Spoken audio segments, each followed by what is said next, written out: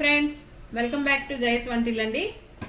ఈరోజు రాగిపిండి అంటే సోడిపిండి ఎర్ర గోధుమతో ఉప్మా చేస్తున్నానండి. కావాల్సిన పదార్థాలండి: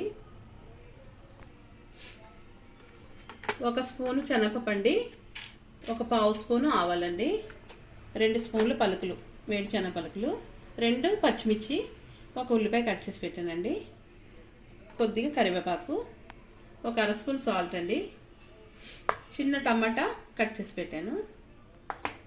మనం ఇవి అరకప్పు ఎర్రనూకండి, అరకప్పు సోడిపిండి అదే రాగిపిండి మనం తీసుకున్నాం. వేపిస్తామండి, రాగిపిండి వేపాను, డ్రైగానే వేపాను, ఏమీ వేయలేదు.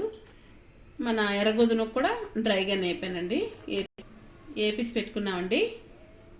రాగిపిండిని మన ఎర్రనూకన మన ఆవాలు శనగపప్పు వేస్తున్నామండి. ఆయిల్ పెట్టుకున్నాం. 1 అర స్పూన్ మినపప్పు కూడా వేస్తున్నానండి. పలుకులు వేద్దామండి. మన పచ్చిమిర్చి ఉల్లిపాయలు వేస్తున్నామండి.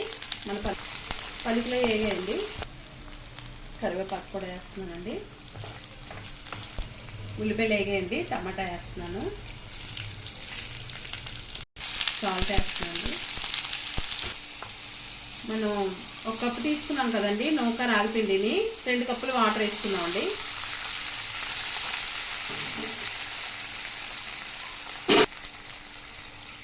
రెండు కప్పులు వేసామండి. నీళ్ళు బాగా మరిగాయండి. మనం పోపు వేసుకునేవి. ఉప్పు చూసుకోవచ్చండి. ఈ టైంలో మనం ఎర్రనూక వేసుకుంటున్నాం అండి. ఇది ఉడికాక అప్పుడు మనం రాగిపిండి కలుపుకోవాలండి. ఇది సిమ్లో పెట్టి మూత పెడుతున్నామండి. మూత పెడదామండి. 5 నిమిషాలకి ఉడికిపోద్ది. చూద్దామండి.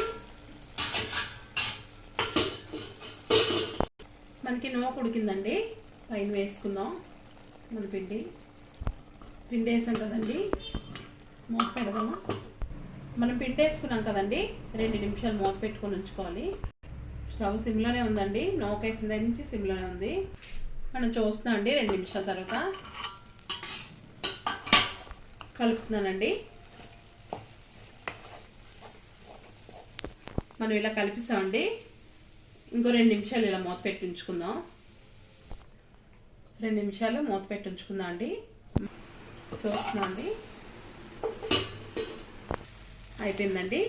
మనం ఇలా కలుపుకోవాలి. చూసారా? స్టవ్ ఆపేసానండి. మనం సర్వింగ్ ప్లేట్లో వేసుకుందాం. మన ఉప్మా రెడీ అయిపోయిందండి. మన రాగిపిండి ఎర్రగోధుమ ఉప్మా అండి. చాలా హెల్తీ. ఒకసారి ట్రై చేయండి. ఎలా ఉందో కామెంట్స్ పెట్టండి. నచ్చితే కనుక లైక్ చేయండి, షేర్ చేయండి, సబ్స్క్రైబ్ చేయండి. మనం టమాటా చట్నీ పెట్టుకున్నాం అండి. మన కొబ్బరి చట్నీ కూడా చాలా బాగుంటుంది దీంతో. నచ్చితే కనుక కామెంట్స్ పెట్టండి ఎలా ఉందో. బాయ్ ఫ్రెండ్స్, నెక్స్ట్ వీడియో కలుద్దాం అండి.